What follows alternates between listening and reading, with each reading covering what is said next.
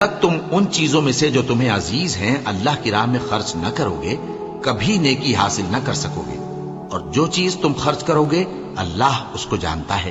بنی اسرائیل کے لیے تورات کے نازل ہونے سے پہلے کھانے کی تمام چیزیں حلال تھیں بجز ان کے جو یعقوب نے خود اپنے اوپر حرام کر لی تھی۔ کہہ دو کہ اگر سچے ہو تو تورات لاؤ اور اسے پڑھو، یعنی دلیل پیش کرو۔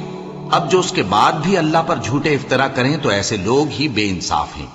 کہہ دو کہ اللہ نے سچ فرما دیا، پس دین ابراہیم کی پیروی کرو جو سب سے بے تعلق ہو کر ایک اللہ کے ہو رہے تھے اور مشرکوں میں سے نہ تھے۔